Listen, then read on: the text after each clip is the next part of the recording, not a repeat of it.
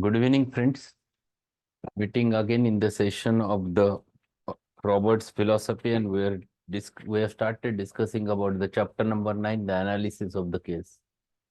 And while discussing the analysis of the case, he explains the Hahnemannian method, that is how one should give importance to the symptoms, which are the symptoms which are important for it, and which are the symptoms which are common symptoms. So unless and until we analyze, it is not possible to evaluate the symptoms also. So every case is different, and according to every case, sometimes it is general symptoms which are very important than the particular symptoms. Sometimes particular characteristic is too important than the general symptom. Sometimes mental generals are there in your case. It's specifically the case is chronic enough. Then you never get the characteristics, but you can get the mental generals, and all those mental generals defines you the remedy because they are so important in individualizing the case. So the analysis, the method of analysis, that is classifying the symptoms into the various groups of symptoms, that is the most important step after the totality, once you get the totality. And after that, you have to go for evaluation. So these are steps and very basic steps which he has tried to explain over there. We were on page number 84. We have finished, I think, last paragraph, and we have to start with the 85. Page number 85. Hahnemann have explained regarding the totality of the symptoms, and totality he explained in the seventh aphorism. It is nothing but the external manifestations of the internal essence of the disease, that is of the affection of the vital force. And then he goes towards the on page number 85, the symptoms of location frequently furnish quite characteristic symptoms, and they deserve particular attention. Since every remedy acts more and more decidedly on certain parts of the organism. Underline this sentence. This is too important. This has been missed by many people. If you go with the Borix Matramidica, if you go with the Allen's notes, see the action where the medicine acts, or even Boger synoptic. Where is the site of action that has been very specifically mentioned? Every remedy has its specific action, a certain organ which it involves, and there it produces its symptomatology. If you are able to catch that symptomatology, then it is quite simple to go to the remedy. And then you define that remedy. If you open the Borixma Remedica, the first sentence of every remedy is very important. If you open the Natrum sulfuricum, first sentence itself, it's a liver remedy. That is the first sentence explained about in the Boric for the Natrum sulf. The first sentence of the remedy, that is Palladium, an ovarian remedy. The first sentence itself defines the action. It acts on specifically on the ovaries.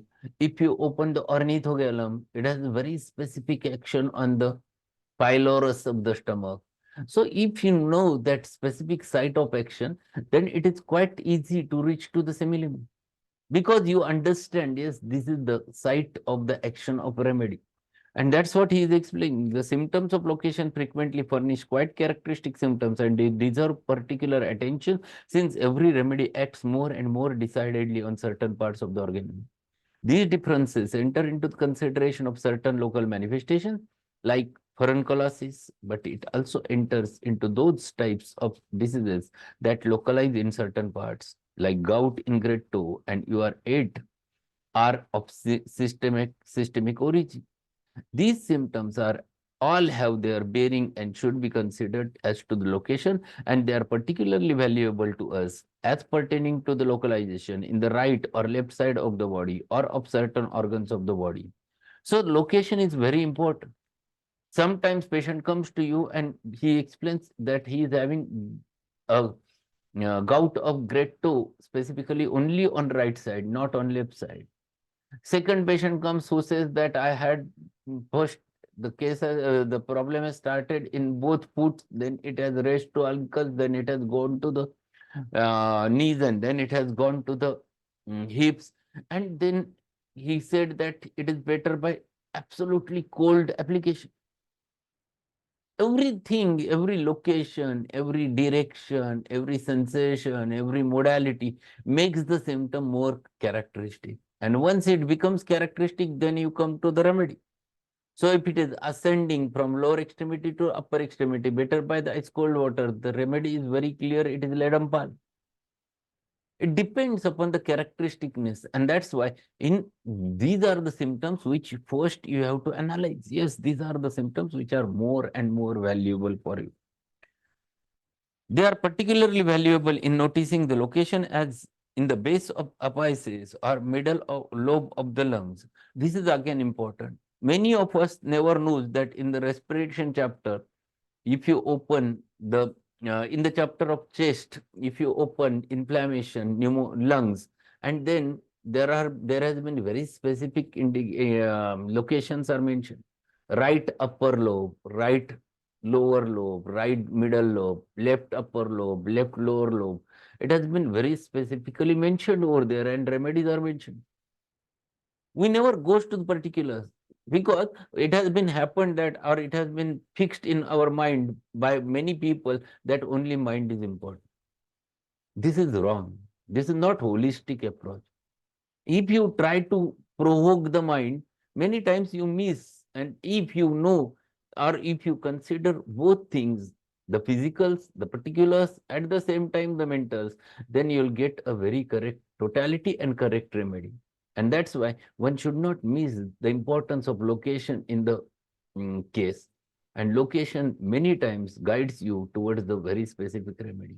If patient comes with right shoulder, right frozen shoulder, and he has very severe pain, and it shoots right from shoulder to the upper extremity, upper limb, whole upper limb is painful, and it is shooting, and patient is in climacteric syndrome, then you definitely come say this is the sanguinary canadensis, because location is very characteristic along with climacteric syndrome.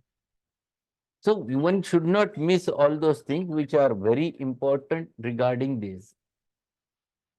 So they are particularly valuable in noticing the location, as in the case or apices or middle lobe of the lungs. They are particularly to be noticed as to the directions on which side the trouble starts and in which direction symptoms move and where they localize. As for instance, throat troubles going from left to right or right to left, or continuous alternation of the sides. This is third important thing to which you have to give the importance. In which direction they goes. It starts on right, going to the left every time. Think about lycopodium. If it is opposite or vice versa, then you can think about lycasis. But if it is going from right to left and again left to right and again right to left, if this alteration is there, then you have to think about the lacaninum, all three L remedies. So you have to understand exactly what is, on what basis you are going to prescribe remedy. So your remedy depends upon what patient presents, how patient presents. So location is one important area one should not forget, and extension is second important area one should not forget in the case.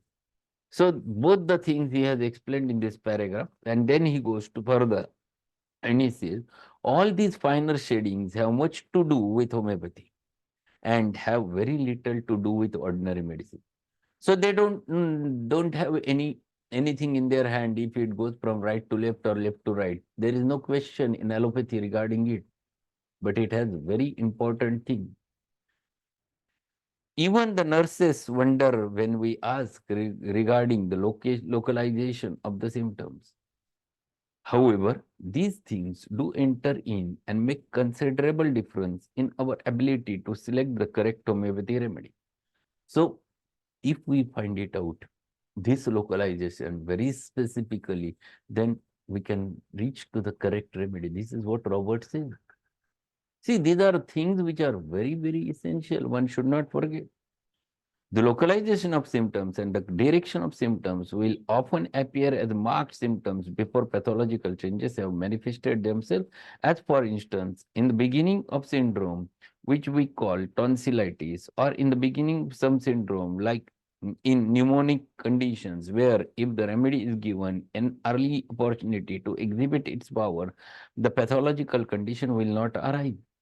In such states, the localization and direction of symptoms become considerable moment to the homeopathic physician. So sometimes patient comes in an agony, having a cough, severe pain in chest, and yet there is no localization, no specific thing. But still inflammation is there and patient is in agony. He called, doctor, please treat me. I am absolutely in trouble. Please, please, I may die. And he's in that condition where localization is not at present, but he's complaining about pain in specific part. Then you have to consider what he presents. He presents the agony, he presents the fear of death, he predicts the time of death. Then you think about the aconite. So if you give in that specific state aconite, no further development of the pathology occurs and patient will get treated at the functional level only. This is the importance of the homeopathic remedy if we are able to get very specific state of the patient. And then he says, the chief aim of the homeopathic physician consists in ascertaining the remedy that most completely and fully covers each individual case. In other words, the totality of the symptoms. We hear so much of the totality of the symptom that sometimes it behoves us to stop and think what this means. The homeopathic physician may be likened to an artist painting a portrait. He fills in all those features pertaining to the likeness which he is painting, and those features which may be found on faces, on all faces, eyes, ears, nose, mouth, lips. In this way, all individuals are similar, but each individual has peculiarities of his own, and in order to make picture complete, the artist must present the individuals in the portrait, but not accentuate over and above the other features, the normal position, shape, and size as it appears to in the individual himself. In taking a likeness, how strange the finished picture would be were we to draw and paint only the peculiar thing, just a nose or just an eye, and nothing by which we could distinguish one whom the picture was intended to represent. On the other hand, if we painted the classic features, only there could be no distinguishing characteristics in the finished product. So he is comparing, explaining importance of totality and what type of totality one must get. It is not just a sum of all symptoms. It doesn't mean that numerical totality. It means that that totality which should be so characteristic, which defines that individual or individuality of that person and reach to the right similitude. So we have to understand exactly what type of totality you are getting. And he has compared it with the portrait. If a painter is making a portrait, he used to look towards certain thing and he highlights those. Then immediately you can catch, yes, this is the portrait of such and such person. If if those finer things are not added in that portrait, then you cannot recognize exactly the individuality. The same is true when we get a finer shadings of the symptoms, then it becomes quite easy for us to reach to the remedy. So from your point of view, the location, the sensation, the modalities, the concomitant, all plays very important role. They defines exactly what the patient's presentation is there and what patient reflects. So very important in the case are the characteristic features which defines the remedy. It is in this relationship that we must gain a knowledge of concomitant symptoms. Now he is turning towards concomitant. It is in this relationship that we must gain a knowledge of concomitant symptoms if we would prescribe homeopathically.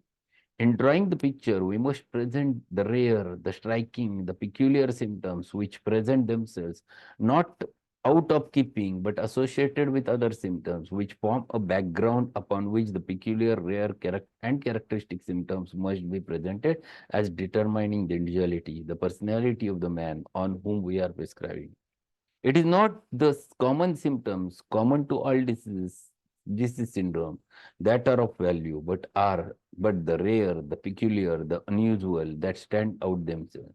It must necessarily follow that these concomitant symptoms have wide variety and are widely distributed throughout the organism. Now he is giving importance of concomitant. Because if concomitant is present over there, it gives value to that symptom. The symptom becomes more valuable. For example, if patient comes to you with a severe acid peptic trouble, you might think about certain things, but you are not getting exactly the remedy.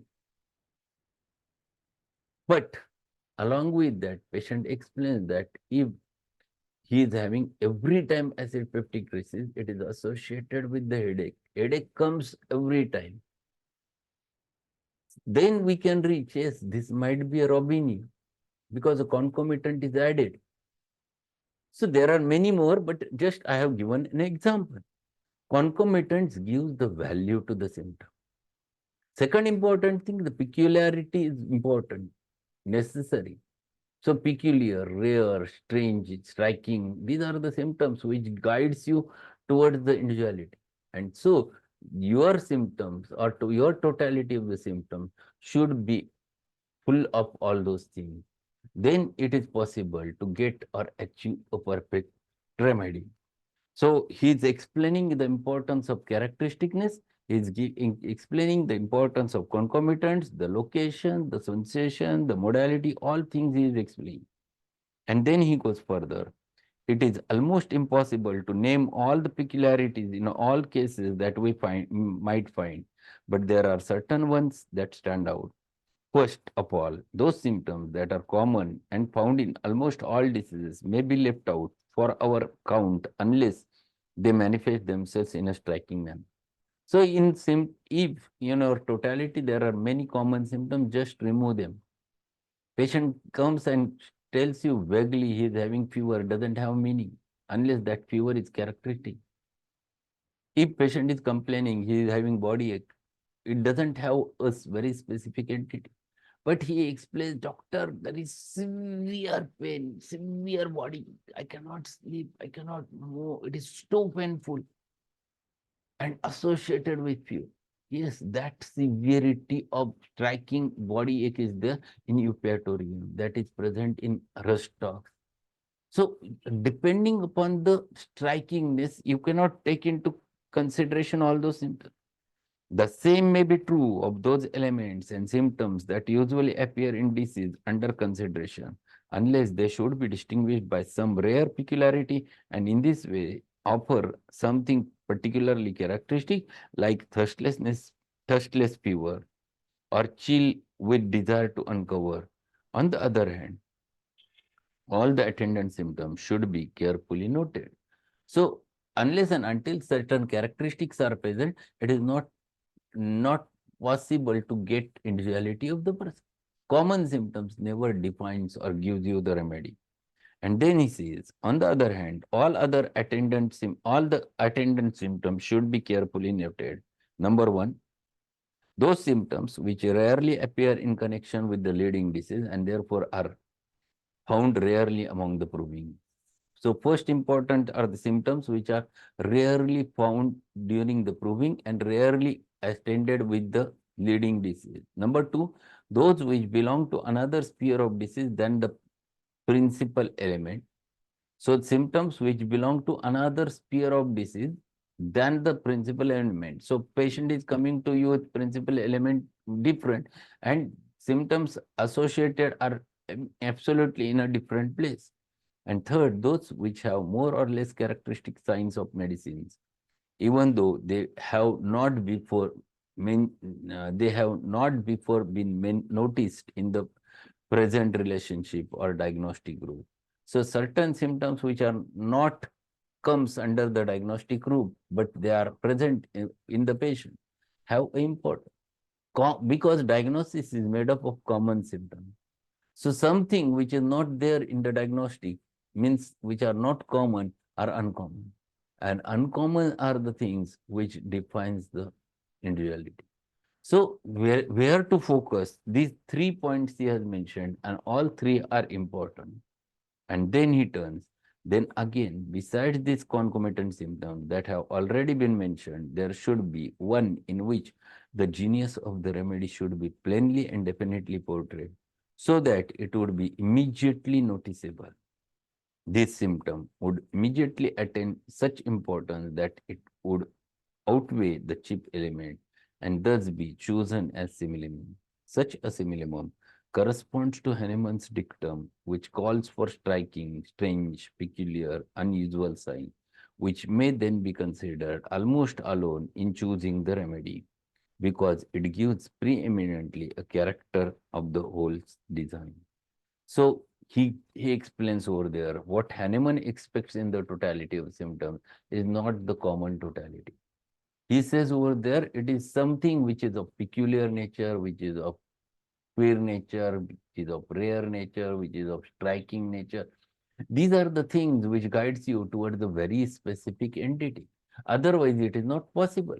And Hahnemann's expectation from you in the totality of symptoms are such types of symptoms which guides you toward the remedy, without which it is not possible to go or to reach to the remedy. So he is explaining all those points, and all those points are very important in the case taking. A peculiar and unusual deduction from these concomitant symptoms is that they often illumine remedies that have never been thought of before in this relationship to the individual case, and therefore broaden our vision and concept of law of similar. So if there are certain such types of concomitants are present, then definitely it increases the value of that symptom. Then you can reach to the simillimum in a better manner than anything else. And that is the importance of concomitant symptom. He is explaining right from the last 2-3 paragraphs. So if there are students who are sitting over there, my suggestion is that this is the concomitant symptoms or importance of concomitant symptoms. This short note you can write on this 3-4 paragraphs where it has been very specifically mentioned. So concomitant, what is concomitant symptom and importance of concomitant symptom, that has been mentioned very clearly over there. And then what he says, in considering what Hahnemann calls the strange, rare, and peculiar characteristic symptoms and their value in directing us to the remedy, let us remember the exposition that A. Conan Doyle so often puts into mouth of his famous character Sherlock Holmes. This worthy, and in summing up some famous case in which he has acted the scientific detective, uses these words, that which is out of common is usually guide rather than hindrance. And again, that which is seemingly confuses the case is the very thing that furnishes the clue to the solution. So he has compared it with the Sherlock Holmes. Sherlock Holmes his detective stories are very famous. And how he used to find it out that specific robber, he has given two dictums and same are true for the homeopath also. If you want to find it out, right remedy, both things, that which is out of the common is usually guide rather than the hindrance. So something which is unusual, not logically correlated and not common is always important for you. And second, that which seemingly confuses the case is very thing that furnishes the clue to its solution. So something which is not logically related. For example, in carbolic acid, in the Borix Matermedica, or even in Allen's, you get one sentence. Much walking much walking aggravates or produces the abscess in specific distant parts, specifically in right ear. So there is no question. It is illogical, but it is present. It is queer type of symptom which is there. So much walking produces abscesses in distant parts, specifically in right ear. No clue. How can walking produces abscess? But it is there. If it is there, then it is called carbolic acid. So this is what he wants to explain over there. These are the things which gives you clues to the case. So I think we'll stop over here. Tomorrow we'll finish this chapter. It is a wonderful chapter where he gives the importance of symptoms and which are the symptoms which one must learn So today we have learned the importance of concomitant symptoms, importance of peculiar symptoms, the characteristic symptoms, striking symptom, and how they are important in solving the case or analyzing the case. So today we'll finish up to this and tomorrow we'll continue with it. Today evening again we'll meet with another remedy. Just a minute, I have to look after what's the remedy which we have to learn today from Allen's keynotes. Last time we have finished Kali Brome. Kali Carbonicum, a big remedy. At least it requires 2 or 3 lectures. Big remedy, big antipsychotic remedy. And there are a number of cases which are there with us with Kalika. Many times I have used Kalika. So we'll learn the Kali Carbonicum in today's session at 8:15. So that's all for today. And thank you very much, sir. Okay, good evening. Good evening, sir.